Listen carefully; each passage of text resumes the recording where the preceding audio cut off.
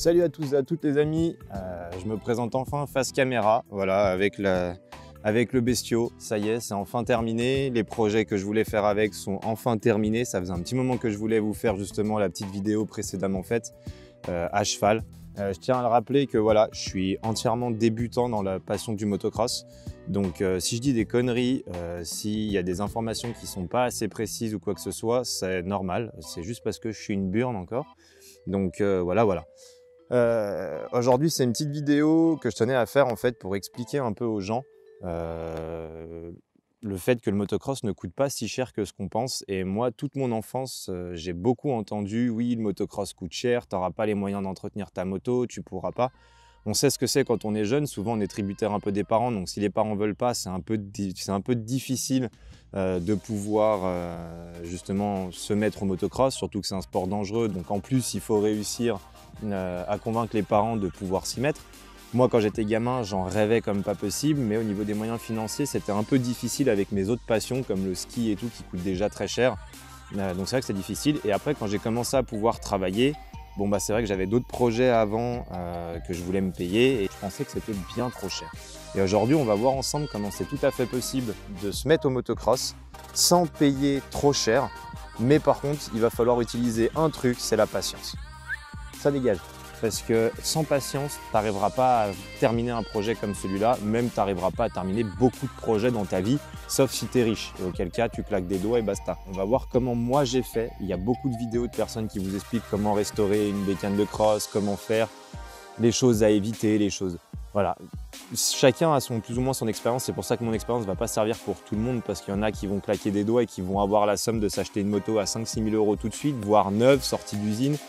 Moi, je me suis démerdé avec un peu les moyens du bord, j'ai fait avec un petit budget et je vais vous expliquer comment j'ai fait du coup et surtout comment, voilà, dans ma situation, c'est possible de s'en sortir.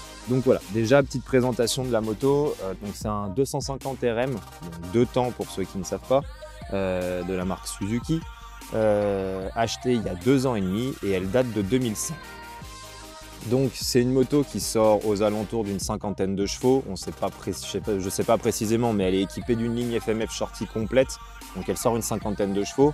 Donc déjà, je ne suis pas parti avec quelque chose de très très facile, puisque étant débutant et n'ayant jamais fait de motocross auparavant, à part une fois avec un ami, je ne savais pas manier du tout une bécane. C'est pas des plus simples pour débuter, ça c'est sûr, tu fais des petites frayeurs. Mais ça marche bien, c'est fiable. Il y a un peu moins d'entretien qu'un 125 parce que le piston prend un peu moins cher. Donc pour moi, c'était tout bonheur. Donc voilà, je vais vous expliquer un peu comment j'ai fait pour acheter cette moto. Pour commencer, les prix vont peut-être vous paraître chers pour certains parce qu'on vit dans une région où ça coûte très cher. Et voilà, nous on est à proximité de la Suisse, donc les salaires ne sont pas les mêmes et l'économie n'est pas la même non plus par ici. Donc voilà, moi pour vous situer un peu dans quelles circonstances j'ai acheté cette moto, j'étais encore étudiant à l'époque, j'étais en 4e année et j'ai eu la chance de pouvoir passer en module. Donc pour ceux qui ne savent pas, c'est un peu comme une alternance, mais au lieu de travailler, une alternance tu dois travailler, moi je travaillais chez moi mes cours et après j'avais pas de taf à côté. Ce qui fait que j'ai pu me trouver un mi-temps dans le commerce.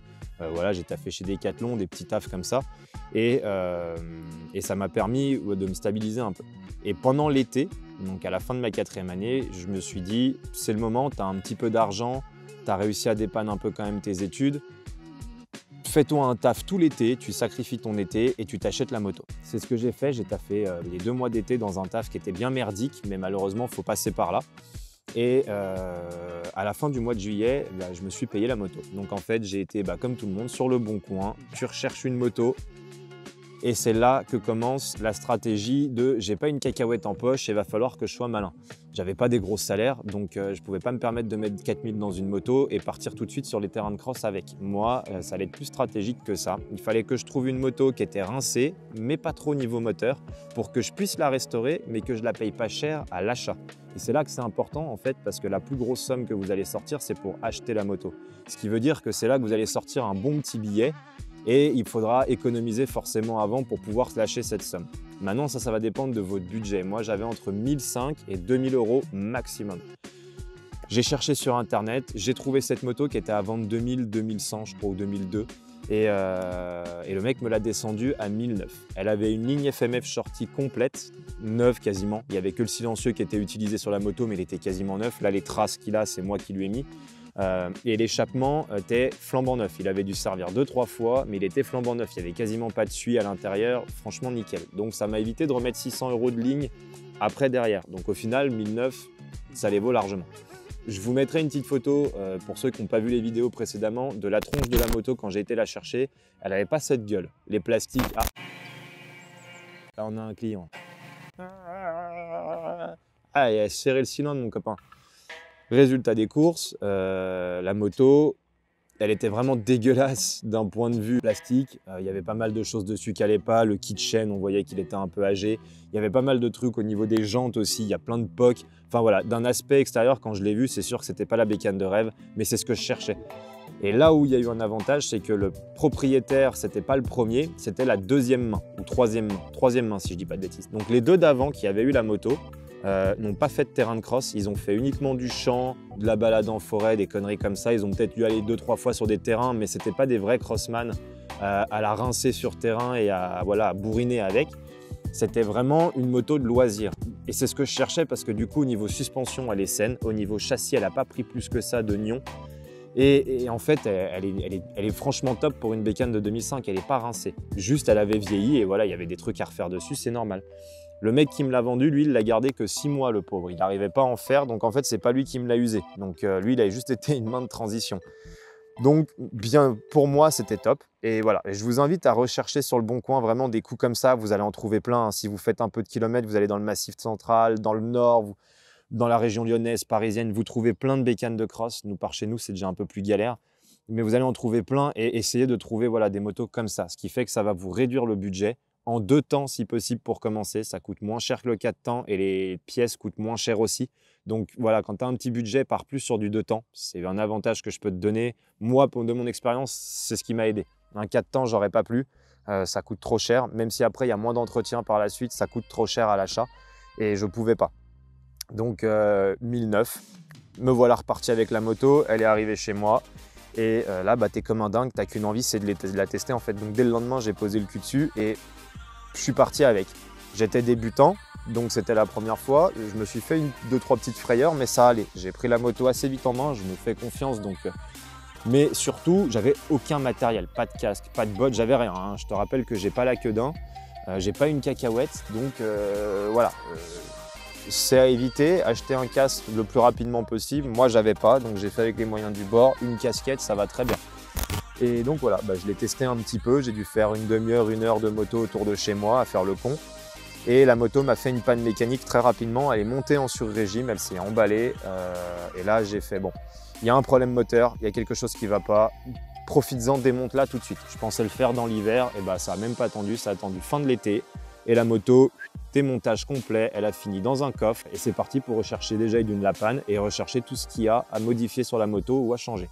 C'est là que devient super intéressant le projet et c'est là que ça va varier en fonction de tes moyens financiers. C'est-à-dire que si tu as une moto qui est vraiment rincée, tu vas mettre plus de temps que les autres. Si ta moto est dans un état plutôt pas mal, ça va aller assez vite, mais ça va dépendre de ton budget. Je m'explique. Moi, j'avais à peu près avec mon mi-temps 100-150 € de budget, parfois 200, je m'accordais 200 dans le mois. Mais 100-150 €, c'était bien. Et donc, c'est avec ça que tu vas devoir acheter toutes les pièces détachées de ta moto, tout ce que tu as envie de refaire dessus ou que tu dois refaire, parce que retiens bien un truc, c'est que le kit plastique et tout, c'est que de l'accessoire. Si ça, tu ne peux pas le changer parce que tu n'as plus les moyens, il faut vraiment favoriser moteur, les suspensions, lui faire une restauration à ta fourche ou à ton amortisseur, fais-le parce que c'est vraiment ce qui va faire la tenue de route de ta moto et c'est ce qui va faire que tu es dans la merde. Change aussi tout de suite tout ce qui est couronne, kit chaîne. Si ça n'a pas été changé depuis longtemps, tu fais pas confiance au mec, tu le changes. Piston, pareil, tu prévois un piston très rapidement. Parce que même si le gars t'a dit oui, il a 3 heures, mon piston, ça peut être vrai. Mais en règle générale, on ne sait jamais. Prévois de le changer, comme ça, toi, tu sais combien de temps il a. Et tu pourras faire ton entretien régulièrement pour pas que ça te coûte cher. Parce qu'un piston peut très vite t'entraîner des vrais gros problèmes mécaniques. Donc serrer un moteur, ça fait vraiment chier. Quand tu n'as pas les moyens, c'est le pire des trucs qui peut t'arriver. Donc voilà. Et moi derrière, c'est parti. Chaque mois, j'achetais mes petites pièces. Donc voilà, j'ai changé les guidons, poignées. La housse de selle, elle était déglinguée. J'ai acheté les kits plastiques parce qu'elle avait vraiment des kits qui étaient dégueulasses et qui me plaisaient pas du tout. Elle faisait un peu tuning, j'aimais pas avec ses têtes de mort, là c'était pas beau. J'ai changé pas mal de trucs, voilà, les cocottes. Tout ça, c'est toutes des pièces qui coûtent quasiment pas cher en fait, on va dire pour ce que c'est.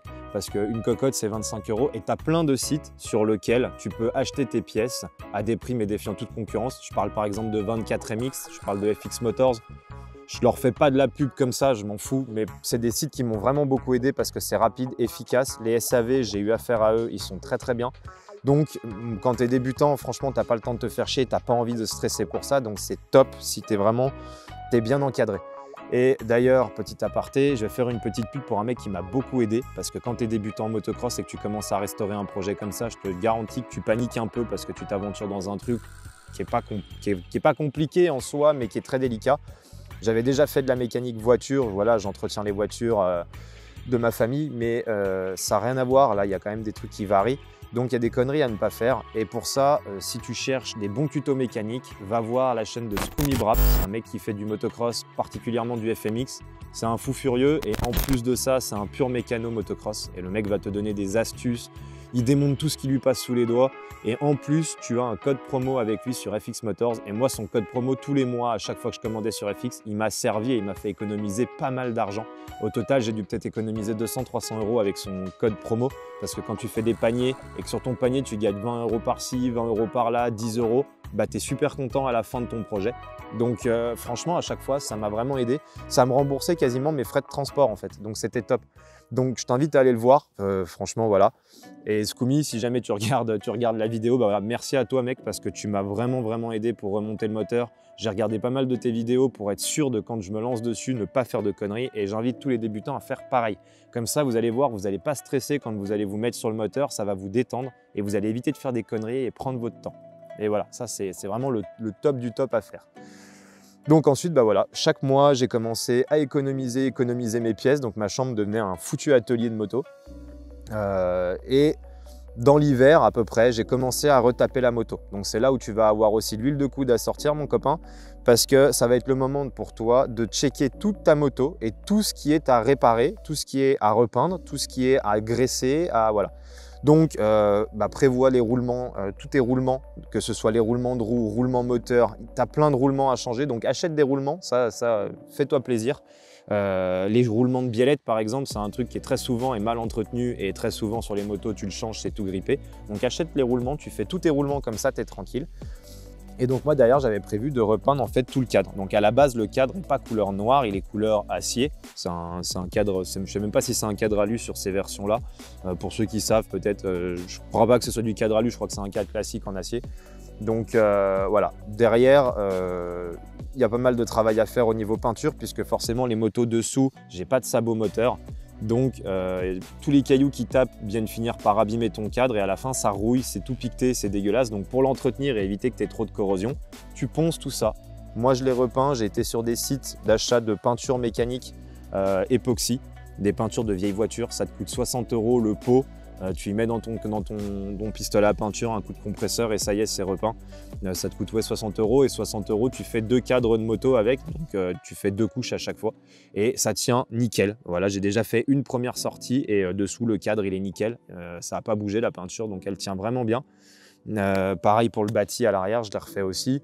Enfin voilà, le bras oscillant, pareil, j'avais prévu, c'est pas obligatoire, c'est de l'esthétique, mais ça fait toujours du bien de le remettre full lisse, couleur, il est vraiment effet chrome, on se voit dedans. Ça fait du bien de repartir avec un truc neuf. Moi, c'est un peu mon côté minutieux, donc j'avais envie. Et voilà, les jantes, pareil, toutes les nettoyer. Il y avait pas mal à faire. J'ai même les pontets aussi. Les pontets, je les ai réentretenus, protégés. Ils sont protégés avec un vernis époxy pour résister à tout ce qui est choc et tout ça. Donc je les ai full poncés à la brosse métallique. Et derrière, je leur ai passé une couche de vernis après le ponçage. Donc ils sont tout lisses, ils sont tout beaux. Évitez de mettre de la peinture à l'intérieur du cerclage de tube parce que sinon quand vous allez serrer, déjà vous allez craquer votre peinture, ça n'aura servi à rien et surtout ça glisse. Donc du coup votre tube sera moins bien fixé. Donc évitez de faire cette connerie. Toi, tu ouvres le moteur aussi. Tu vas regarder ton moteur et checker en entier ta boîte de vitesse, voir si tes pignons ils sont pas croqués. Voir si ton sélecteur, pareil, n'est pas abîmé, regarder tes disques d'embrayage. Moi, j'ai pas eu à le changer, j'ai qu'un seul problème dessus, c'est que ma cloche d'embrayage commence à être piquetée sur les côtés. Quand tu démonteras ta moto ou quand tu regarderas des tutos, tu comprendras ce que je veux te dire. C'est-à-dire que ta cloche d'embrayage sur le pourtour, là où tes disques viennent se fixer, au final, avec la pression, ça finit par te faire des petites dents. Alors certains te diront que tu peux y meuler. Moi, des mécanos m'ont déconseillé de le faire. Pour le moment, je ne l'ai pas fait. Ça accroche un petit peu de temps en temps, c'est un peu chiant. Je vais essayer peut-être de le faire ou alors je vais changer ma cloche d'embrayage d'ici pas longtemps, comme ça je serai tranquille, on verra bien. Fais checker aussi ton vilebrequin et ta bielle. Moi c'est ce que j'ai fait checker mon vélo par un professionnel qui a regardé si mon vilebrequin était reparti encore pour une saison avec sa bielle. Donc il a regardé s'il était équilibré, il a regardé s'il y avait un jeu de bielle. Il m'a dit que c'était bon, que ça pouvait repartir, donc j'ai remis juste un piston. Mon cylindre, traitement Nicasil fait il n'y a pas longtemps. Ça, c'est l'avantage quand tu achètes une moto et que tu as des factures d'entretien faites par les anciens propriétaires. C'est que j'ai pu voir que l'ancien proprio m'avait certainement abîmé la moto. Soit il a niqué une segmentation ou voilà, il y a eu un souci parce qu'il y a des petites traces au fond du carter de Vilo. Donc, je pense qu'il y a une segmentation qui a cassé. Et derrière, il a refait un traitement Nicasil complet. Donc, le cylindre, il est comme neuf. Donc, j'ai pas de souci avec ça. Un piston et c'était reparti. Derrière, j'ai aussi dû refaire mon radiateur. On n'y pense pas, mais check bien ton radiateur parce que s'il commence à avoir un style Louis XVI et qu'il est vrillé complet, c'est pas la peine forcément de le changer, mais tu peux le faire réparer. Et moi, je l'ai fait complètement réparer, donc détordu, les ailettes remises droites et tout par des professionnels. Et en plus de ça, les mecs te le nettoient. Donc le truc, il est full neuf, il n'y a plus de calcaire dedans, il n'y a plus rien au cas où les gars aient tourné avec de l'eau. Tu vois, des fois, ça arrive. J'ai changé les durites de radiateur parce qu'elles commençaient à être un peu moches et vieilles. Donc avant d'arriver à la fuite, je les ai changées, je suis passé sur du silicone. Et derrière, tu es reparti pour le montage. Et là arrive le moment où tu es vraiment le plus heureux du monde parce que ça y est, tu commences enfin à voir ton projet arriver à terme. Et c'est là que ça devient super intéressant parce que je te garantis que ta patience va être mise à rude épreuve. Quand tu commandes les pièces chaque mois, qu'elles arrivent, tu as l'impression que c'est Noël, c'est top.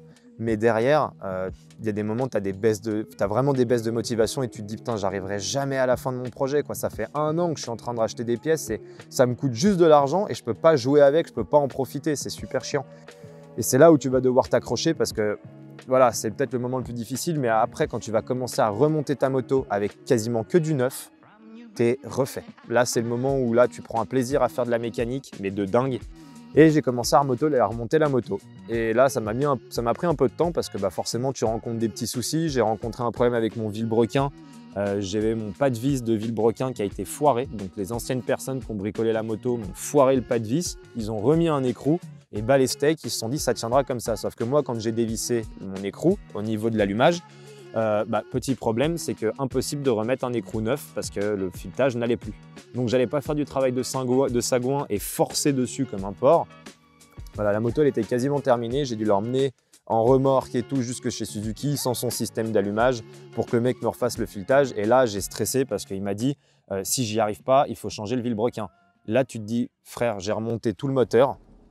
Si tu me dis de leur démonter pour changer un vilo et payer 300 balles de vilo et bielle, enfin 250 balles à peu près, ça va pas faire, on va pas être copains.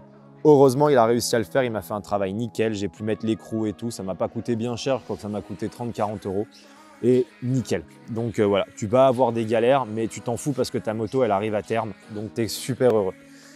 Et ensuite, vient le coup de ton premier kick et là, ça y est, ta passion commence en fait, tu es juste que heureux. Au total, pour vous donner un budget, la moto m'a coûté 1009. Derrière, j'ai mis à peu près 2200 € de pièces environ. J'ai toutes les factures, mais je n'ai pas calculé exactement, mais j'en suis à 2000-2200, voire un peu plus. Parce que je me suis fait plaisir avec le kit déco. J'ai pris un kit déco personnalisé à 160 € je crois. Donc voilà, je me suis fait un peu plaisir. Derrière, j'en suis à peu près maintenant à 4000 €, mais 4000 € investis sur 2 ans, 2 ans et demi. Donc c'est un projet qui a mis du temps à être remonté parce que voilà, la moto, pendant toute la période où je l'ai remontée, tu ne peux pas t'en servir. Donc c'est long, ça m'a fait quasiment 2 ans.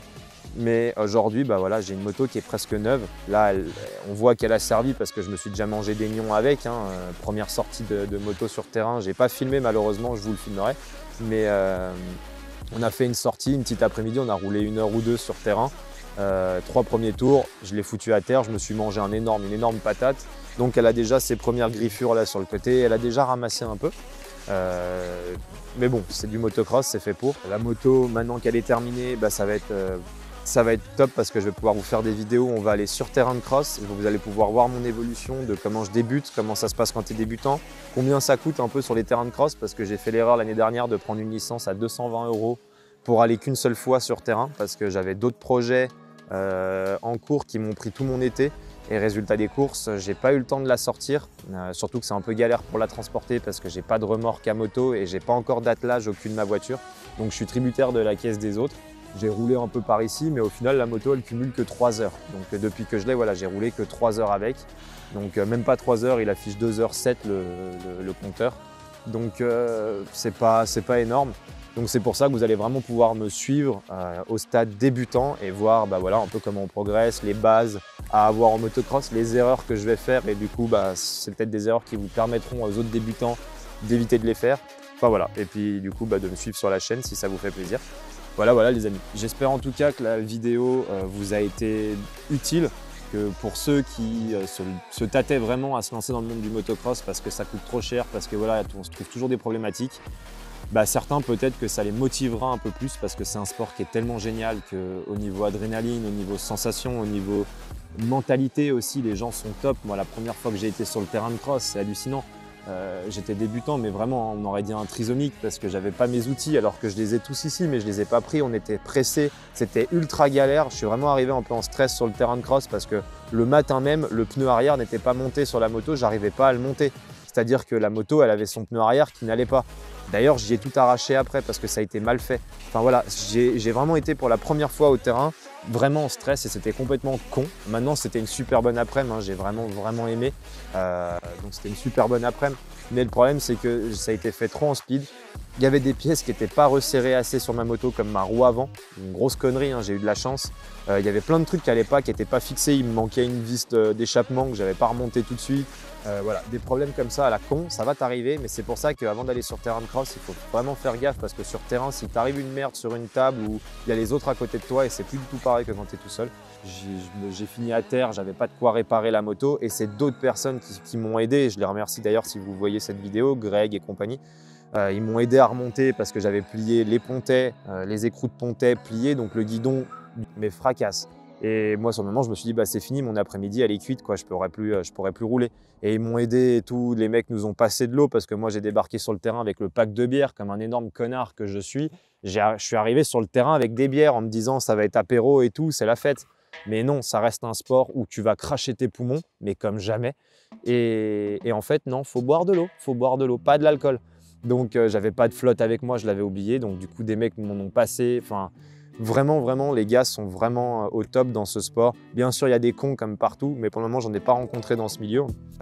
Là, je vous prépare un autre petit projet qui va pas tarder à arriver. Normalement, plus ce printemps, on va voir, là, vu que l'hiver est vraiment à chier, ça risque d'aller plus vite que prévu.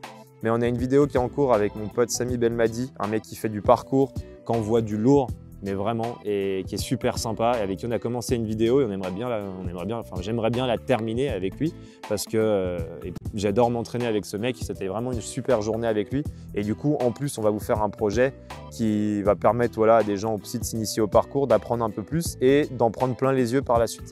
Sur ce les amis, abonnez-vous si vous avez kiffé la vidéo, si vous aimez bien le contenu. Et puis n'hésitez pas dans les commentaires à partager vos expériences ou à me dire comment vous avez fait avec votre moto, où vous en êtes. Il n'y a pas de souci. Si jamais vous voulez m'envoyer même des photos, des vidéos et tout, il n'y a pas de souci. On fera une petite vidéo pour voir des projets en cours de certaines personnes. Ça peut être super sympa. Enfin voilà. Les amis, je vous dis à la prochaine en tous les cas. Ridez à fond, prenez soin de vous et surtout faites-vous plaisir dans la vie. Peace.